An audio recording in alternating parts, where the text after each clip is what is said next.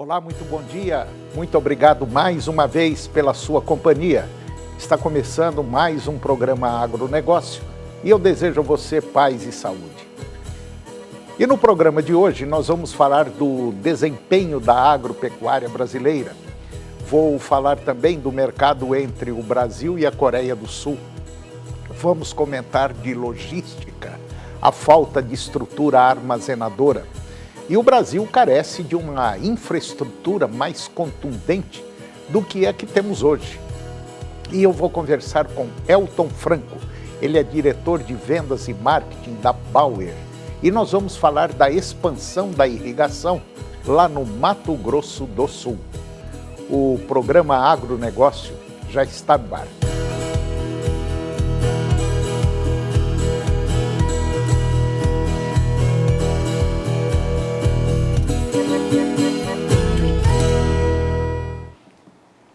Eu começo o programa de hoje falando do desempenho da agropecuária brasileira.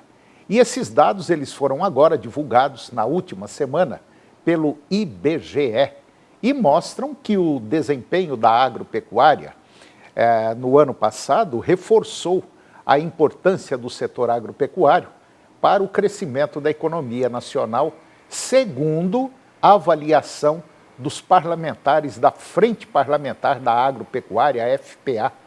E mesmo diante de juros elevados, dificuldades de acesso ao crédito e ausência de recursos para políticas públicas importantes, como o seguro rural, por exemplo, o setor voltou a apresentar resultados expressivos. Para o vice-presidente da FPA na Câmara, o deputado Arnaldo Jardim, esses números confirmam a capacidade de adaptação do produtor rural brasileiro diante de um ambiente econômico desafiador. Segundo o parlamentar, a última safra ela foi marcada por entraves relevantes ao financiamento da produção, incluindo a ausência de liberação de recursos para subvenção ao seguro rural e taxas de juros próximas de 15%, que encareceram linhas estratégicas de financiamento, como, por exemplo, o Moderfrota. A mudança no perfil do financiamento do agronegócio brasileiro, atualmente, cerca de 20% do crédito ao setor tem origem em recursos públicos, enquanto 80% provém do mercado privado, por meio de instrumentos financeiros voltados ao agronegócio. E entre esses mecanismos estão os certificados de recebíveis do agronegócio, CRA, e os fundos de investimento nas cadeias produtivas agroindustriais, que é o FIAGRO, que ampliaram a oferta de financiamento para o setor. E o resultado reforça o papel da Central da Agropecuária na economia nacional. O crescimento de 11,7% da agropecuária no ano passado confirma a relevância do setor na geração de renda, empregos e também no posicionamento do Brasil no mercado mundial de alimentos. A contribuição no campo para o desempenho econômico do país, ressaltando o papel dos produtores rurais na geração de riquezas e também no desenvolvimento nacional. De acordo com o IBGE, o PIB da agropecuária ele cresceu 11,7% no ano passado, totalizando 775,3 bilhões de reais. E o setor ele respondeu por aproximadamente 6% do produto interno bruto brasileiro, participação que aumenta quando considerado os segmentos ligados ao campo, como insumos, agroindústria, transporte e comércio. O avanço ele foi impulsionado principalmente pelo aumento da produção e da produtividade agrícola, e entre os destaques estão milho, crescimento de 23,6%, e a soja, um crescimento de 14,6%. Ambas as culturas registraram recorde de produção na série histórica. A pecuária também contribuiu para o resultado positivo. No quarto trimestre do ano passado, a agropecuária avançou 12% em relação ao mesmo período de 2024. E um desempenho influenciado principalmente pela pecuária e por produtos da safra concentrada no período. No acumulado de 2025, o PIB brasileiro somou 12,7 trilhões de reais, com crescimento de 2,3% frente a 2024.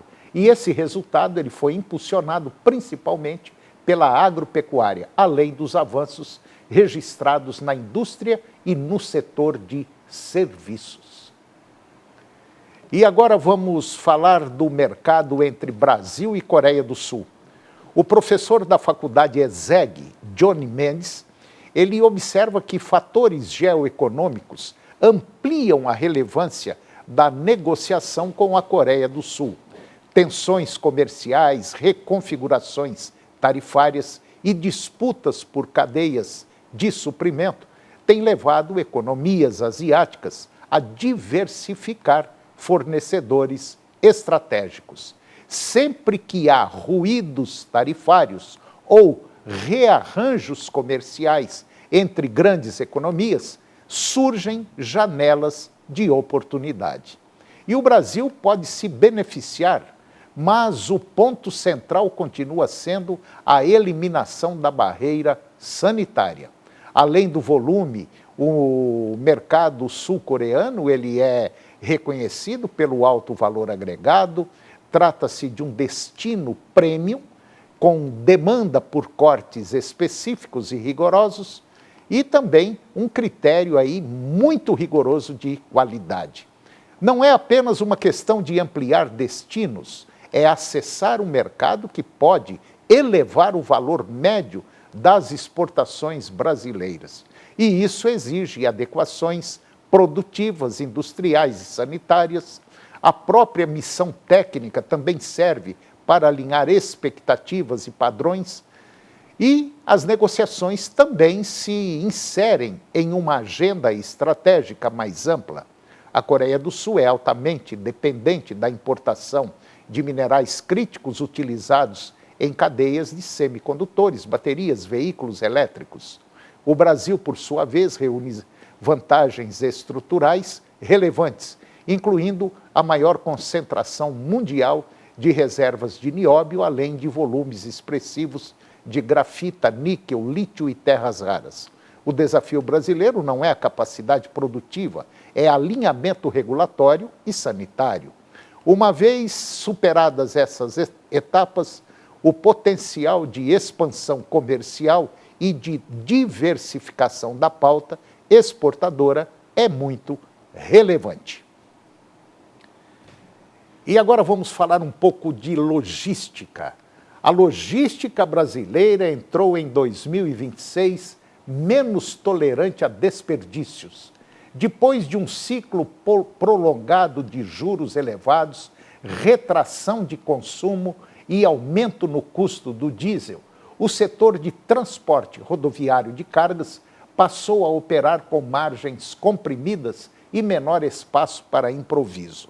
O que antes era diferencial competitivo, uso de dados, tecnologia embarcada, roteirização inteligente, tornou-se requisito básico para permanecer no mercado. A discussão no setor deixou de ser sobre inovação como tendência e passou a girar em torno de eficiência operacional como questão de sobrevivência. E o Brasil segue estruturalmente dependente do transporte rodoviário. Segundo dados da Confederação Nacional de Transporte, a CNT, cerca de 65% da carga movimentada no país utiliza o modal rodoviário, o que amplia a exposição do setor a oscilações no preço do combustível, pedágios, manutenção e crédito. Com custos elevados e demanda ainda em recuperação, transportadoras passaram a buscar ganhos internos, redução de quilômetros rodados vazios, melhor planejamento de rotas e uso mais estratégico de dados operacionais deixaram de ser projetos de médio prazo para se tornarem decisões imediatas. A eficiência deixou de ser uma meta aspiracional. Hoje ela é uma necessidade que não mede, não ajusta, e quem não ajusta perde margem. Bom, a digitalização da logística brasileira também ganhou ritmo nos últimos anos e ferramentas de cotação online, plataforma de consulta, de frete, sistemas de gestão integrados vêm substituindo processos manuais e descentralizados. Ainda assim, o nível de maturidade tecnológica varia entre regiões e portes de empresas. O que vemos na prática é que empresas que usam dados para planejar rotas e negociar fretes conseguem tomar decisões com mais previsibilidade. E isso reduz risco e evita custos desnecessários. Outro tema que deve ganhar destaque é a multimodalidade. Embora o rodoviário siga predominantemente crescente, o debate sobre maior integração com ferrovias e hidrovias, especialmente em rotas de longa distância e no transporte de commodities. O desafio, contudo, agora é estrutural. O Brasil ainda enfrenta gargalos logísticos históricos, como infraestrutura insuficiente, concentração de fluxos em grandes eixos e baixa integração entre esses modais. Além disso, a interiorização da economia vem redesenhando a malha logística. Cidades médias têm registrado crescimento populacional e expansão industrial, exigindo novos arranjos de distribuição e redespacho. O Brasil real não está apenas nos grandes centros. O aumento de consultas fora das capitais mostra que a logística está se reorganizando e isso exige planejamento mais inteligente e uso intensivo de dados. Se a década passada foi marcada por expansão, aumento de frota, 2026 começa sob o signo da produtividade. O debate agora não é sobre crescer a qualquer custo, mas sobre operar melhor. O setor de transporte, que tradicionalmente reage primeiro às mudanças econômicas, agora também antecipa um novo paradigma. Sobreviver dependerá menos do tamanho da frota, mais da capacidade de gerir informação. E agora você vai ver que o Brasil carece de uma infraestrutura mais contundente que a que nós temos hoje. O avanço da produção de grãos no Brasil voltou a escancarar um dos principais gargalos da infraestrutura do agronegócio, a armazenagem.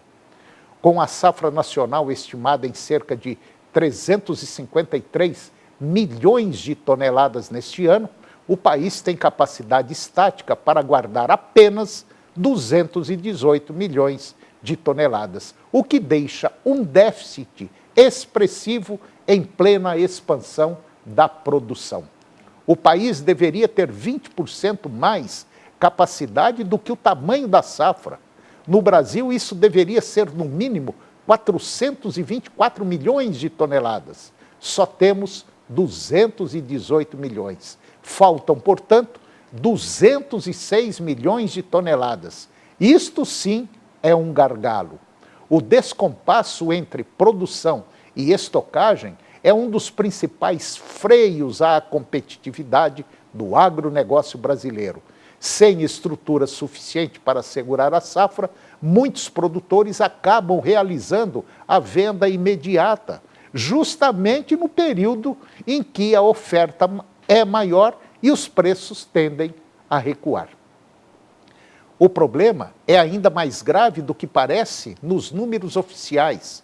Isso porque a capacidade estática dos silos nem sempre é aproveitada integralmente, já que muitas unidades operam com mais de um produto, o que reduz a utilização real da estrutura disponível. O Brasil deveria ter capacidade de armazenagem equivalente a 20% acima do tamanho da safra, um índice considerado necessário para garantir mais eficiência operacional e autonomia comercial ao produtor. E com esse parâmetro, o país precisaria contar com pelo menos 424 milhões de toneladas de capacidade, mas hoje opera muito abaixo disso. E o efeito desse déficit se espalha por toda a cadeia produtiva. Sem espaço para armazenar, cresce a concentração da oferta no pico da colheita. Os preços pagos ao produtor ficam pressionados e a disputa por transporte se intensifica. O resultado é frete mais caro, filas, estradas sobrecarregadas e perda de margem dentro da porteira. E depois do intervalo eu vou conversar com Elton Franco, diretor de vendas e marketing da Bauer. E nós vamos falar da expansão da irrigação no Mato Grosso do Sul. Nós voltamos já, é um minuto só.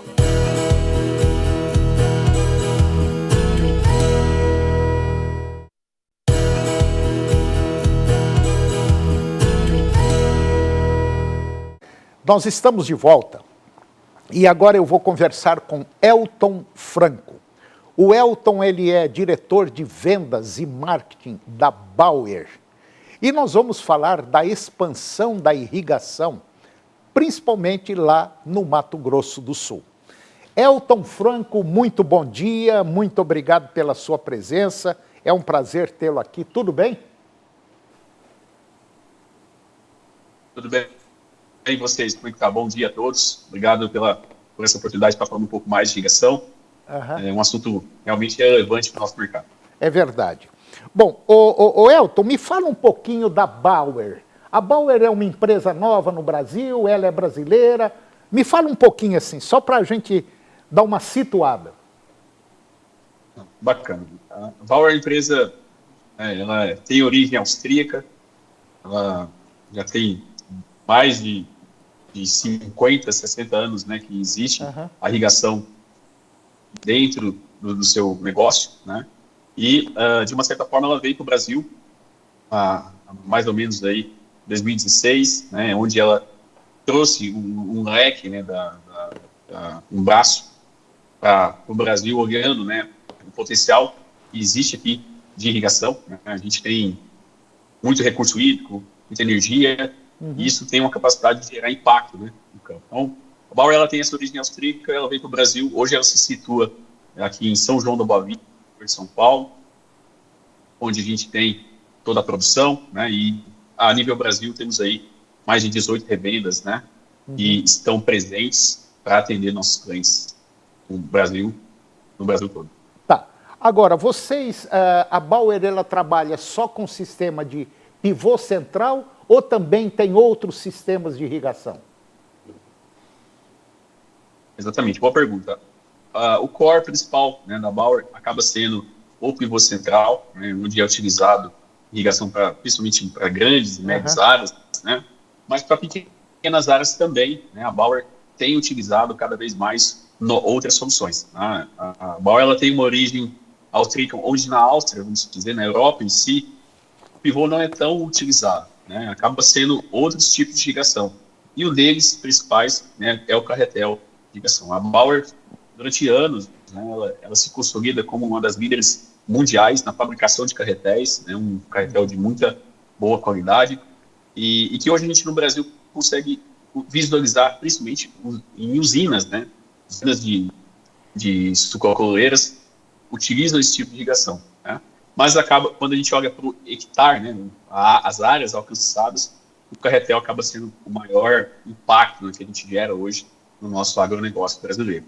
Bom, e vocês estão aí com uma, vamos dizer, com uma expansão do sistema de pivô central da Bayer, principalmente lá no Mato Grosso do Sul. Exatamente, exatamente. A gente acompanha bastante, né, os incentivos e o crescimento desse mercado.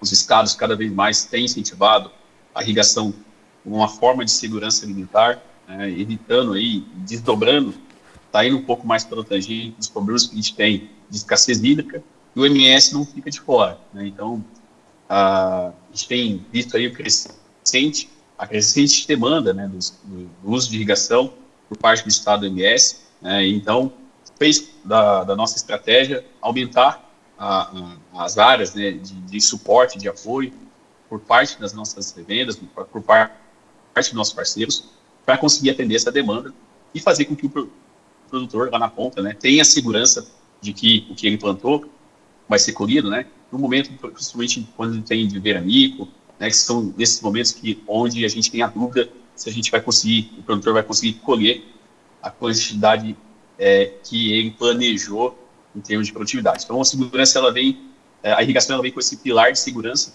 e o MS, apesar de ser considerado um estado com boas chuvas, um histórico de chuvas realmente bons dentro do nosso cenário nacional, mas a gente viu nos últimos anos, né, com um certo déficit.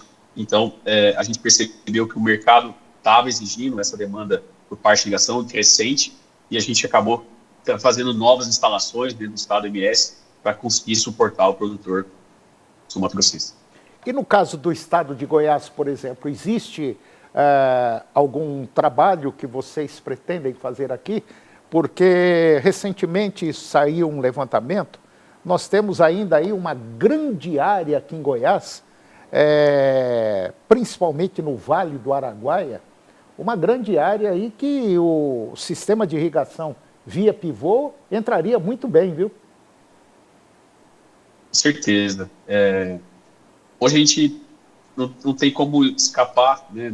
O Brasil hoje tem muitas áreas com grandes potenciais, com demanda hídrica basicamente estabelecida, e provavelmente junto com essa demanda hídrica estabelecida e potencial de irrigação, está atrelado muito a questão da demanda energética. Então, eu tive presente no Vale do Araguaia não faz muito tempo, e o potencial de irrigação é muito grande lá, e que hoje acaba sendo um entrave a questão da energia. Então, os produtores eles buscam outras soluções, né, para poder não ficar aguardando, né? Então faz soluções usando gerador a diesel, solar, bateria, né? Todo esse conjunto de soluções para desmistificar, né, a falta de água no momento certo, que às vezes a gente não consegue através da chuva. Então, nós como grupo, né, Grupo Bauer, a gente está sempre presente nessas principais áreas com potencial e para poder irrigar.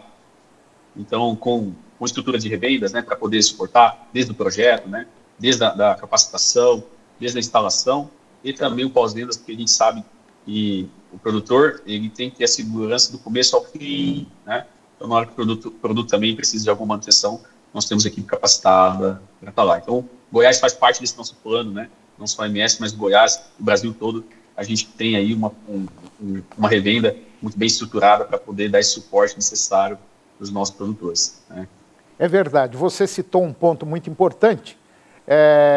Goiás ainda, infelizmente, carece de uma estrutura energética muito maior, e nós poderíamos estar aí produzindo muito mais, mas infelizmente nós temos esse grande gargalo que realmente afeta a implantação, instalação de novos pivôs aqui no Brasil. E você que está nos acompanhando, se você quiser conhecer um pouco mais de perto os produtos da Bauer, basta você entrar no Instagram. O Instagram é Bauer_BR. Bauer_BR. E tem também o site, que é www.bauer-br.com. www.bauer-br.com. Elton Franco, muito obrigado pela sua participação aqui no nosso programa. Eu gostaria de trazê-lo mais vezes aqui e fico aí te aguardando uma nova oportunidade, ok? Muito obrigado, um bom dia e até a próxima. Bom dia, pessoal. Eu que agradeço a oportunidade dessa participação. Obrigado. Um abraço. E o programa de hoje chegou ao fim. E eu termino o nosso programa com a seguinte frase: uma alma sem respeito é uma morada em ruínas e ela deve ser demolida para construir uma nova. Muito obrigado pela sua companhia, que Deus nos abençoe e até o próximo programa.